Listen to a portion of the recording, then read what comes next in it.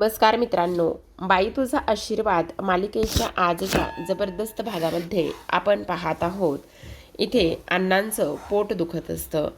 अण्णांचं पोट दुखत असल्यामुळे अवनीला मात्र प्रचंड त्रास होऊ लागलेला असतो. ती आता इकडे विचार करत असते, माझ्यामुळे अण्णांना त्रास होतोय. अण्णा तुमच्या फार पोटात दुखतंय का? अण्णा तुम्ही काळजी करू नका, सगळं काही ठीक होणार आहे. हे बघा अण्णा, मी आहे ना, तुम्ही काळजी करू नका.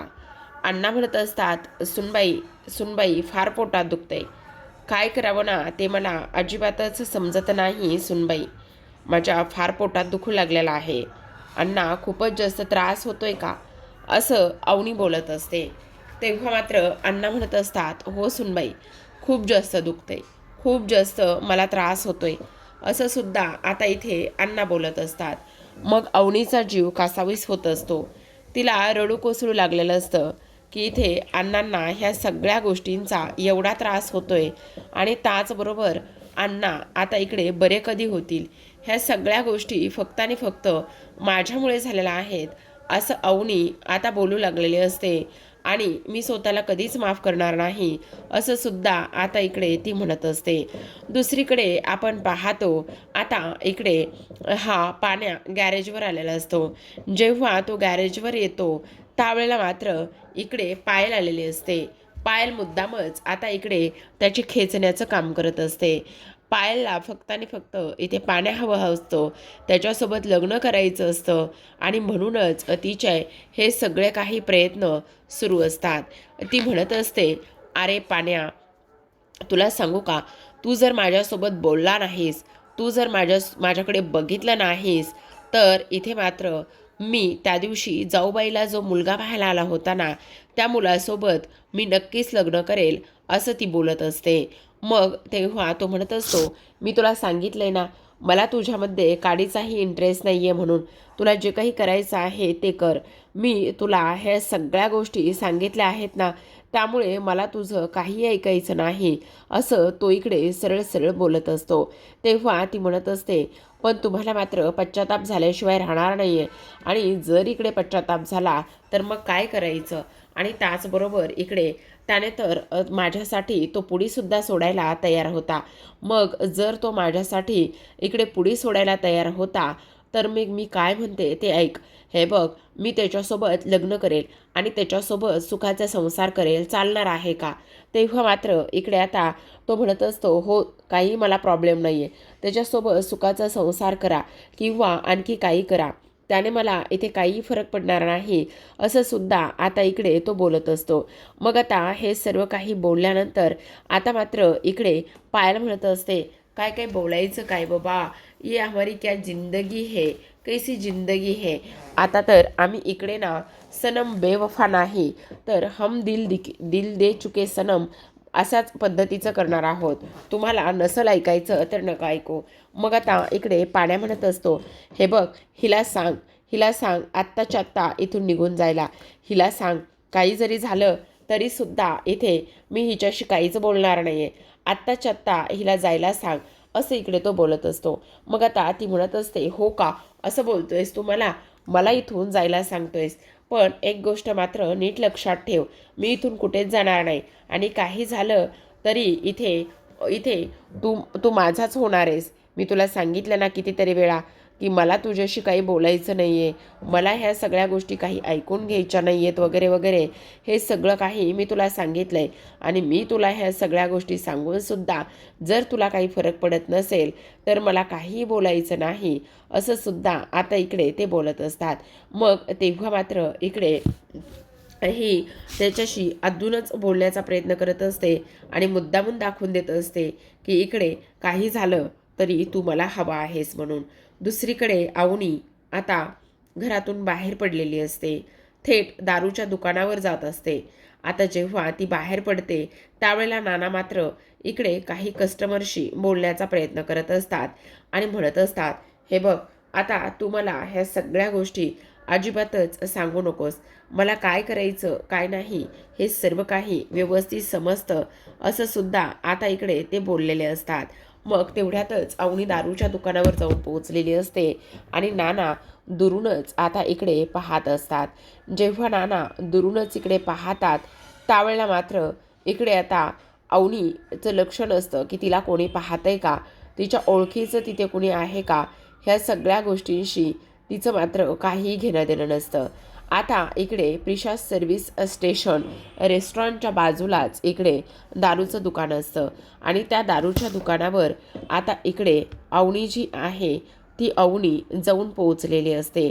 जेव्हा अवनी तिथे जाऊन पोहोचते त्यावेळेला मात्र नानांच्या लक्षात येतं ही तर इकडे राजाची बायको आहे, ही राजाची बायको म्हणजेच अवनी देशमाने आहे आणि ही इथे या दारूच्या दुकानामध्ये नेमकी काय करते असा प्रश्न इकडे आता त्यांना पडलेला असतो आणि त्यामुळे आता लगेचच ते एक काम करतात.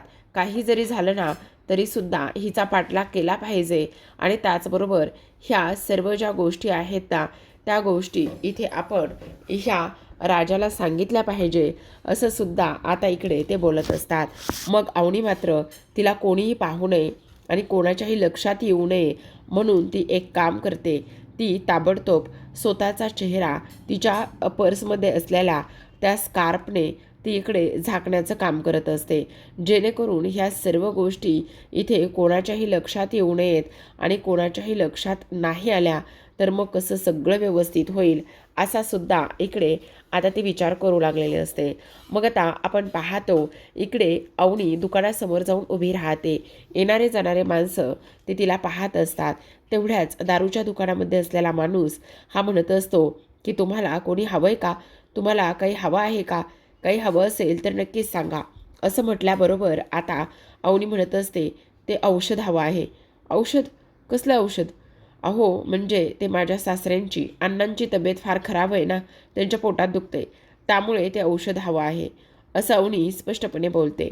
मग तेवढ्यातच ते म्हणत असतात अहो तुम्हाला मला एक गोष्ट सांगा, दुसरीकडे कुठे जायचं आहे का, हे काय मेडिकल थोडी आहे, तुम्हाला औषध हवं असेल तर तुम्ही मेडिकलवर जाऊ शकता, इथे कसलंही औषध तुम्हाला मिळणार नाही. अहो ते आमच्या अण्णा घेतात ना ते औषध. अच्छा तुम्ही धोंडूराव दांगट पाटलांच्या सुनबाई आहात का, धोंडू अण्णांचं औषध हवं आहे का तुम्हाला? हो हो त्यांचंच औषध हवं आहे. अच्छा ब्रँड वगैरे नाही माहिती मला, तुम्ही नका सांगू, अण्णा कोणता ब्रँड घेतेत हे मला चांगलंच माहिती आहे. मग असं म्हणून तो 2 देशी दारूच्या बॉटल अवनीसमोर ठेवतो आणि तेव्हा म्हणत असतो हेच हवं आहे ना अण्णांचं औषध, पण एक सांगू का, आत्ता तुम्ही ह्या वेळेला हे घ्यायला आलात पण नेक्स्ट टाईम तुम्ही अजिबातच हे घेण्यासाठी येऊ नका हां. तुमच्या घरामध्ये 3-4 मुलं आहेत, त्यांना कोणाला तरी पाठवा किंवा इथे फोन करा, तुम्हाला घरपोचसुद्धा ही ऑर्डर मिळेल. आता अण्णांचं दुखणं बघा अगदी झटक्या सरसरच इथे बरं होतं आहे, तुम्हाला काळजी वगैरे करण्याची अजिबातच गरज नाही असं स्पष्टपणे तो इथे अवनीला बोलत असतो. मग अवनी म्हणत असते एखादी पिशवी असेल तर द्या ना प्लीज. मग आता तो दुकानदार एक पिशवी देतो आणि अवनी ती पिशवी घेऊन तिथून लगेचच निघत असते. आता अवनी आजूबाजूला बघते कोणी आहे का, कोणी तिला पाहायला नको असा विचार ती करत असते आणि त्यानंतर डोक्यावरचा जो काही पदर किंवा ओढणी आहे ती पटकन कव्हर करते आणि तिथून दूर निघून जाण्याचा प्रयत्न करत असते. पण जेव्हा अवनी तिथे जाते, तिथून निघून जात असते तेव्हाच तिथे असलेल्या एका मुलानं मात्र अवनीचा व्हिडिओ हा शूट केलेला असतो आणि अवनीचा व्हिडिओ शूट केल्यानंतर अवनी पटकन तिथून बाहेर पडते. पटकन बाहेर पडल्यानंतर नाना तिला पाहत असतात. त्यांच्या पूर्ण लक्षात येतं की ही मुलगी दुसरी तिसरी कोणी नसून ही तर अवनी आहे आणि त्याचबरोबर ही इथे राजाची बायको आहे. मग तिथे जे लोक तिचा व्हिडिओ शूट करत होते त्या लोकांकडे हे जातात आणि तिथे गेल्याबरोबर इथे ते म्हणत असतात तुमची हिंमत कशी झाली इथे तिचा अशा पद्धतीने व्हिडिओ शूट करण्याचा. तेव्हा ते म्हणत असतात सॉरी माफ करा, आता तुम्हाला दाखवतो चांगल्याच पद्धतीने तुम्ही अशा पद्धतीने व्हिडिओ शूट करता. आणि इकडे तुझा मोबाईल. हो मी केलाय तिचा व्हिडिओ शूट. का व्हिडिओ शूट केला, ती माझी सुनबाई आहे समजलं. असं म्हणून आता तो व्हिडिओ त्या मोबाईलमधून नाना स्वतःच्या मोबाईलमध्ये घेतात आणि त्याच्या मोबाईलमधून तो व्हिडिओ डिलीट करत असतात. आता व्हिडिओ तर डिलीट केलेला असतो आणि त्यानंतर ते लगेचच राजाला कॉल करतात. राजा तर हवेतच, राजाला असं वाटतं की नानांना माझी आठवण आली आणि त्यामुळे त्यांनी मला फोन केलाय.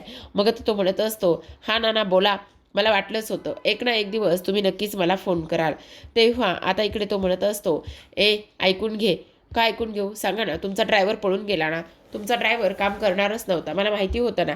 आता बोला कुठली ट्रिप आहे? अरे बाबा ट्रिप नाही आहे, तुझ्या बायकोला मी पाहिलं आहे, माझ्या बायकोला पाहिलं आहे. आता नाना तुम्ही मला हे सांगण्यासाठी फोन करणार आहात का की तुम्ही माझ्या बायकोला पाहिलं आहे म्हणून? अरे बाबा कुठे पाहिलं आहे ते तरी विचार. तेव्हा तो म्हणत असतो कुठे पाहिलं आहे? अरे दारूच्या दुकानावर मी तुझ्या बायकोला पाहिलं आहे. तेव्हा राजा म्हणत असतो नाना अहो मस्करी करताय का? त्या कशा आहेत, त्यांचा क्लास कोणता आहे, काय आहे, ह्या सगळ्या गोष्टी तुम्हाला माहीत असून सुद्धा तुम्ही अशा पद्धतीची मस्करी करताय का? माझी बायको दारूच्या दुकानावर कशाला येईल? अरे मी खरं सांगतोय तुला. आणि तुम्ही तिला कधी पाहिले? अरे मी खरं सांगतोय तुझी बायको दारूच्या दुकानावर आली होती राजा. हे बघ आणि मी जे बघितलंय ना तेच तुला सांगतोय. हे बघा नाना उगाचच तुम्ही असलं काही बोलू नका. मी तुमचा आदर करतोय, मान राखतोय म्हणून मी तुमचं काही ऐकून घेईन असं होणार नाही हां. हे बघा जर तुम्ही असलं बोलणार असाल तर मी फोन ठेवतो. उगाचच मी तुमचा मान अपमान करेल आणि ते काही तुम्हाला चालणार नाही, ठीक आहे? अरे राजा हे बघ मी खोटं बोलत नाही आहे. मला माझ्यासुद्धा ती सुनेसारखीच आहे ना. मग माझ्यासुद्धा सुनेसारखी असल्यामुळे मी ह्या सगळ्या गोष्टी तुला बोलतोय. हे बघ काही जरी झालं ना तरीसुद्धा मी तुला एक व्हिडिओ पाठवतोय. तो व्हिडिओ तू पहा. मग व्हिडिओ पाठवल्यानंतर लगेच आता राजा फोन ठेवतो आणि तो व्हिडिओ तो पाहतो. तेव्हा त्याच्या पायाखालची जमीनच सरकते. कारण अवनी जी आहे ना ती दारूच्या दुकानातून दारू घेऊन निघालेली असते. दुसरीकडे आपण पाहतो आता अण्णा मात्र अजूनच टेन्शनमध्ये आलेले असतात. त्यांना गधड बाहेर जाता येत नाही, दारू पिता येत नाही, त्यामुळे त्यांना अजूनच टेन्शन येतं. आता इकडे मात्र राजाला धक्काच बसतो की ही तर अवनीच आहे आणि त्याचबरोबर अवनी इथे दारू आणि दारूच्या दुकानात हे सगळं काही काय आहे असा विचार आता इकडे तो करू लागलेला असतो. मग ह्या सगळ्या गोष्टींचा विचार केल्यानंतर इकडे अण्णा म्हणत असतात हे तर अवघड जागेचंच दुखणं झाले मला.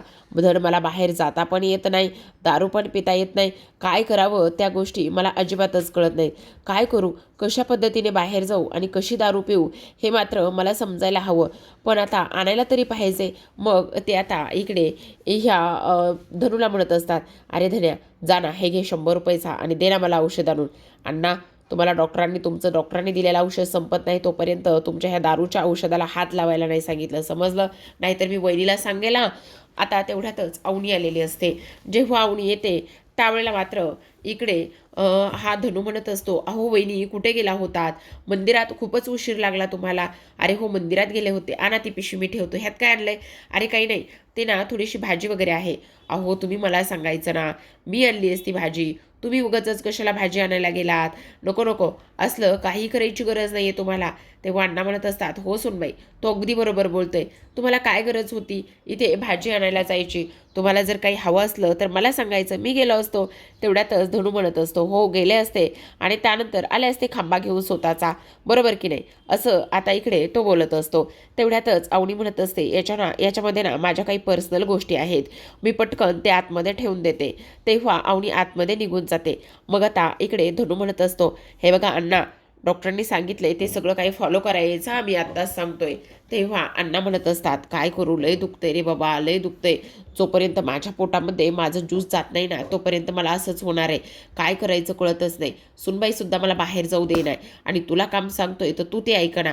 काय करायचं नाही अण्णा?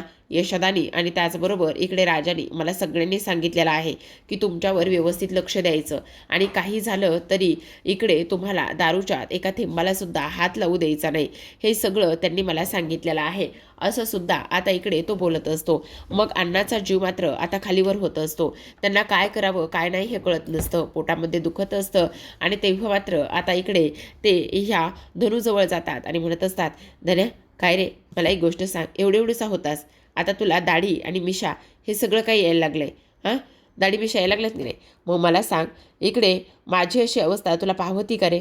जा ना ये ना घेऊन, मी तुला पैसे देतो ना, जा ना. अण्णा एक बॉटल अण्णा मला माझ्यासाठी अण्णा. अण्णा नाही मी अजिबातच तुमचं काम ऐकणार नाही आहे, समजलं? हे बघा तुम्ही मला कसंही बोललात, काही जरी झालं तरीसुद्धा मी इथे अजिबातच दारू फिरू तुम्हाला आणून देणार नाही आहे. नाही जर तुम्ही ऐकलं तर मग मी ती गोष्ट मात्र इथे वहिनीला नक्कीच सांगेल, समजलं? असं सुद्धा आता इकडे तो बोलत असतो. मग आता हे सगळं काही बोलल्यानंतर अण्णा इकडे आता काकुळतीला आलेले असतात आणि पोट दुखतंय असंच आता इकडे ते म्हणत असतात. खूप जास्त त्रास अण्णांना होऊ लागलेला असतो. सकाळ संध्याकाळ दारू पिण्याची सवय अण्णाला आणि आता मात्र ते अशा पद्धतीने इथे त्यांना त्रास होतोय. ह्या सगळ्या गोष्टी होत आहेत ना त्यामुळे अजूनच टेन्शनमध्ये आलेले असतात. दुसरीकडे आपण पाहतो आता हा राजा जो आहे ना, तो राजा इथे गॅरेजवर गेलेला असतो. त्याने यशादा, धन्या, पाण्या ह्या सगळ्यांना बोलवून घेतलेलं असतं आणि तिथे पायलसुद्धा असते. मग आता इथे अवनी मॅडम अशा कशा काय करू शकतात ही गोष्ट कळत नाहीये. हे बघ, तुला काहीतरी गैरसमज झालाय आणि मला एक गोष्ट सांग, त्या नानांनी इथे अवनीला कधी बघितलंय? ते ना रिसेप्शनला आले होते ना, कधी आले होते? मला सांग बरं, कधी बघितलंय? अरे तेच तर मी म्हटलं तुम्हाला, काय सांगू. अरे इथे एवढे रिसेप्शनचे बॅनर लागले होते, फोटो लागले होते ना, तेव्हा त्यांनी कुठेतरी पाहिलंय म्हणे. मग त्यांनी जर पाहिलं असेल तर काय करायचं आता? बघ ना, तू एकदा व्हिडिओ तरी बघ. तेव्हा यशादा म्हणत असतो, नाही नाही नाही नाही, अजिबातच नाही, मला व्हिडिओ वगैरे अजिबात काहीच बघायचं नाही आहे. पण आता काय करायचं, हे खूप जास्त खराब आहे ना, असं दारू पिणं आणि त्याचबरोबर इथे स्वतःसाठी दारू आणणं हे कितपत योग्य आहे? त्यांनी असं काही करायला नको. त्यांनी दारू वगैरे ह्या सगळ्या गोष्टी नको प्यायला आहेत. आपण त्यांना समजून सांगायला हवं. दारूमुळे किती आणि काय काय गोष्टी होत आहेत हे सगळं त्यांना समजलं ना, तर त्या असं अजिबातच करणार आहेत. पण अवनी असं काहीतरी करतील आणि ह्या सगळ्या गोष्टी अशा पद्धतीने होतील ना, हे मात्र मला अजिबातच मान्य नाही आहे रे. कसं काय होऊ शकतं आणि त्या मात्र दारू कशा काय पिऊ शकतात तेच मला काही कळत नाही, असं सुद्धा तो इथे बोलत असतो. मग आता हे सगळं काही बोलल्यानंतर आता इकडे पाण्या म्हणत असतो, आपण एक काम करूया, वहिनीला ना मेसेज करूया. त्यांच्याशी आपलं तर बोलणं होणार नाही आहे, पण आपण ना त्यांच्यासोबत इथे मेसेज करून त्यांच्यासोबत सगळं काही डिस्कस करूया. मला माहिती ना, मला पूर्ण खात्री आहे, एकदा का आपण त्यांच्यासोबत मेसेज थ्रू बोलायला लागलो ना, तर मग त्या समजून घेतील. मग आपण सांगूया दारू कशी जीवघेणी आहे, दारूमुळे काय काय होतं, ह्या सगळ्या गोष्टी आपण त्यांना तात्काळ सांगूया. एकदा का ह्या सर्व गोष्टी त्यांना समजल्या ना, तर मग इकडे त्या दारू पिणार नाही. म्हणून मी एक मेसेज टाकतो. आता मेसेज टाकल्याबरोबर इकडे मात्र ही पायल समोर आलेली असते आणि पायल समोर आल्यानंतर ती म्हणत असते, हो हो हो, टाक टाक टाक, तू अवनीला मेसेज टाक. आणि मेसेज टाकल्यानंतर ना इकडे तू त्यांचा इकडे तुडवला जाशील किंवा तू इकडे तिचा ओरडासुद्धा खाशील किंवा ती तुला चांगलंच तुडवेल सुद्धा, असं इकडे ती बोलत असते. तेव्हा सगळेजण तिच्याकडे पाहतात आणि म्हणत असतात, काय गे, असं तू का बोलतेस आणि ती आमच्यासोबत असं का बरं वागेल? तेव्हा मात्र ती म्हणत असते, अरे मला एक गोष्ट सांग राजा, तू अवनीला इथे कधी बाहेर घेऊन गेला होतास? अरे अवनीचं क्लास कोणतं, ती कोणत्या घरातून आली, ह्या सगळ्या गोष्टी एकदा बघायला हव्यात ना. सांग, तू कधी बाहेर घेऊन गेला होतास? डेटर वगैरे नेलं होतंस की नाही? तेव्हा तो म्हणत असतो, हां आत्ता त्या दिवशी तर आम्ही गेलो होतो. मग खाऊन खाऊन काय खाल्लं असेल? बाहेर खाल्लं असलास तर वडापाव, नाही तर एखादी भेळ आणि पाजला तर असेल चहा. अरे पण हल्लीच्या पोरींना, आम्हा पोरींना इथे काय हवं ना तेच तुम्हाला समजत नाही. अरे आम्हाला ना आमचा क्वालिटी टाईम, त्याचबरोबर मी टाईम पाहिजे असतो. आणि इकडे ती मोठ्या मोठ्या घरातली मुलगी आहे, त्यामुळे हे असल्या पार्ट्या आणि हे सगळं काही होत असावं. तेव्हा राजा म्हणत असतो, अगं वेडी आहेस का, असं काय बोलतेस? ह्या सगळ्या गोष्टी कशा काय होत असतील?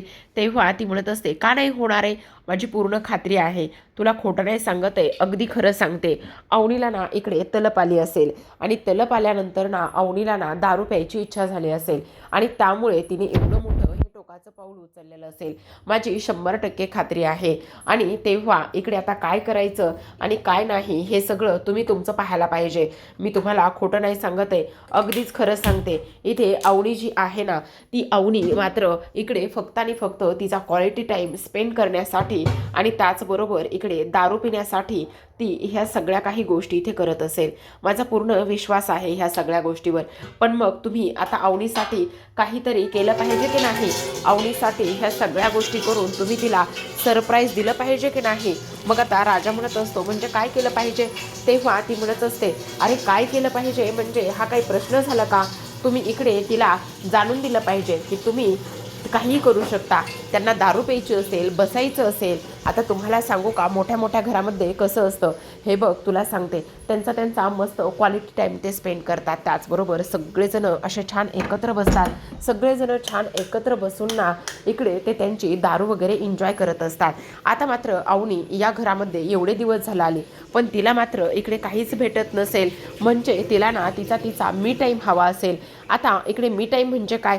तेव्हा आता राजा म्हणत असतो, अरे मी टाईम नाही का, मी टाईम, अरे तेच तर विचारतोय, मी टाईम ते पायलच सांगा ना, सांग ना पायल. मग आता इकडे पायल म्हणत असते, मस्त सगळेजण घरातले बसतात, छान त्यांच्यासमोर इथे वातावरण असतं आणि ग्लासेस समोर असतात. आता त्या ग्लासमधून इथे थोडी थोडी दारू वतायची असते आणि त्यानंतर ते सगळेजण दारू प्यायला तयार होतात आणि हा असतो मी टाईम. मग तुम्ही असं काहीतरी अवनीसाठी घरातल्या घरात तयार करा आणि जेणेकरून अवनी दारू पेल आणि त्याचबरोबर तिला तिचा वेळसुद्धा मिळेल आणि तिला असं बाहेर जायची गरजसुद्धा पडणार नाही.